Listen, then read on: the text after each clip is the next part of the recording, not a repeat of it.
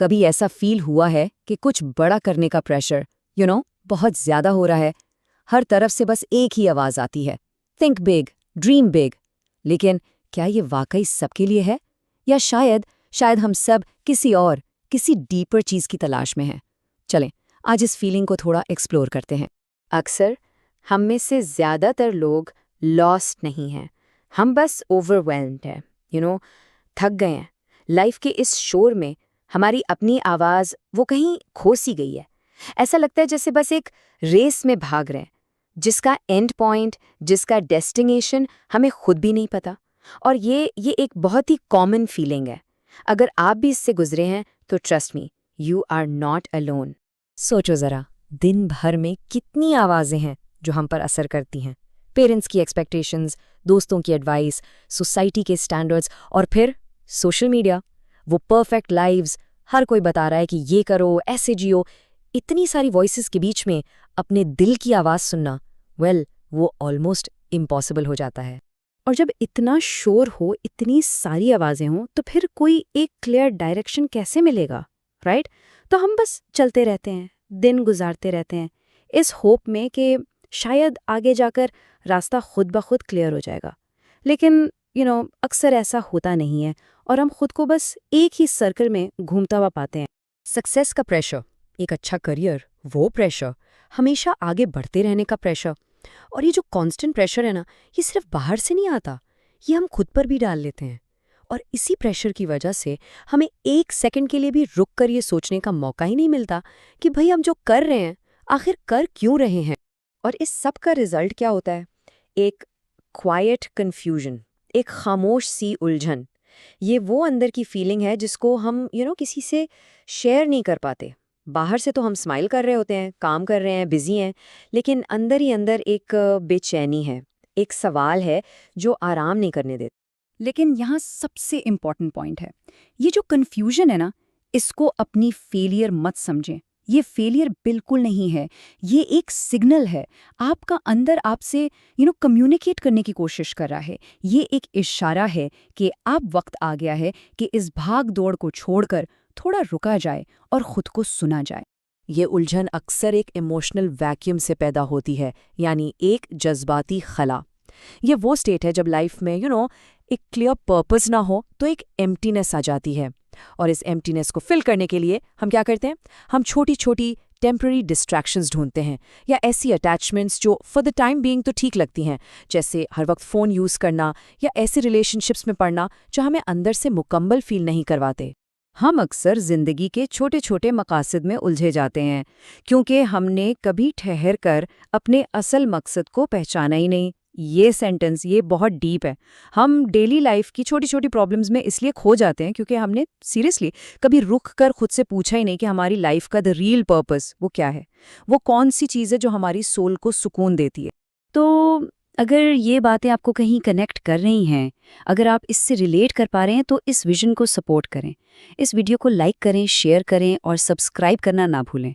और नीचे कमेंट्स में अपने थॉट्स ज़रूर छोड़ें, अपनी कन्फ्यूजन्स शेयर करें, ताकि दूसरों को भी ये एहसास हो कि वो अकेले नहीं हैं। ओके, तो अब सवाल ये है कि इस कन्फ्यूजन से निकलकर क्लैरिटी की तरफ ये जर्नी शुरू कैसे किया जाए?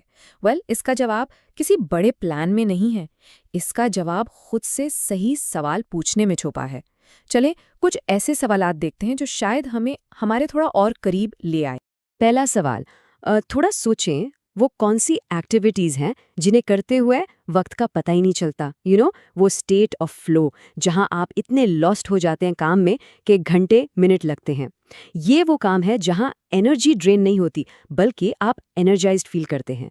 अक्सर इन्हीं कामों में हमारे पैशन के क्लूज छुपे होते हैं। अब एक सेकंड के लिए इमेजिन करें कि पैसा कोई इशू ही नहीं है। अगले 20 साल तक आपको कोई फाइनेंशियल वरीज नहीं है, तो आप अपना वक्त कैसे गुजारेंगे? आप क्या करेंगे?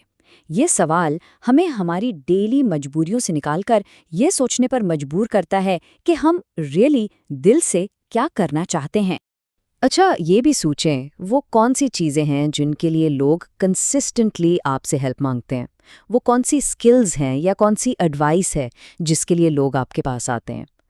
कभी कभी हमारी अपनी स्ट्रेंथ्स हमें नज़र नहीं आती, लेकिन दूसरे उन्हें देख लेते हैं।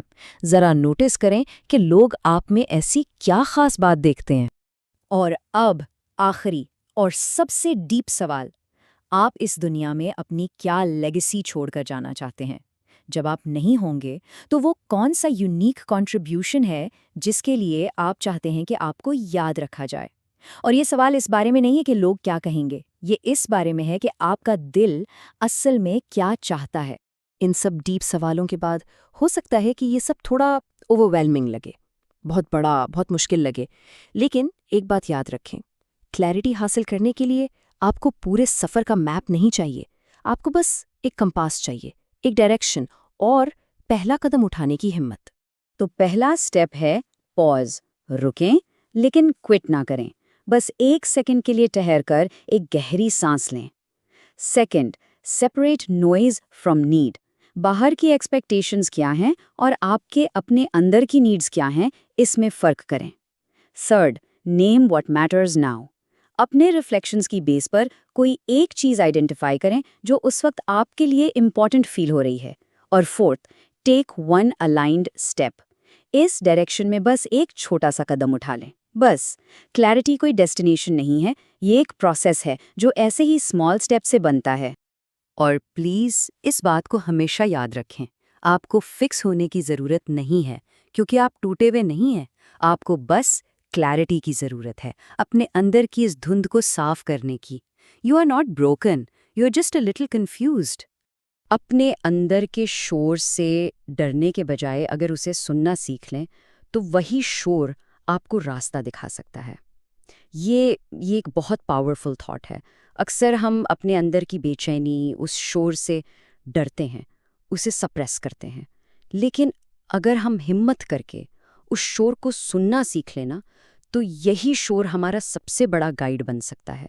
यही हमें बताता है कि लाइफ में क्या चीज़ अजीब है, क्या ठीक नहीं है और किस चीज़ को बदलने की ज़रूरत है। और अगर आपको ऐसा लग रहा है कि आप स्टक हो गए हैं और रास्ता नज़र नहीं आ रहा, तो बस इतना याद रखें कि you don't have to figure it out alone. ये सफ़र अकेले तय नहीं करना पड़ता। हेल्प मांगना कमज़ोरी नहीं है, बल्कि ये अपने लिए स्टैंड लेने की सबसे बड़ी निशानी है। तो अगर आप एक ऐसी सेफ स्पेस चाहते हैं जहां आप अपनी सारी कन्फ्यूजन्स, अपने सीक्रेट्स आराम से फ्लो होने दे सकें और एक रियल ट्रांसफॉर्मेशन के सफ़र का आगाज़ कर सकें, तो प्राइवेट सेशंस और वर्कशॉप्स के लिए राब्ता किया जा सकता है। डिटेल्स आपकी स्क्रीन पर हैं। अपना बहुत ख्याल रखिएगा।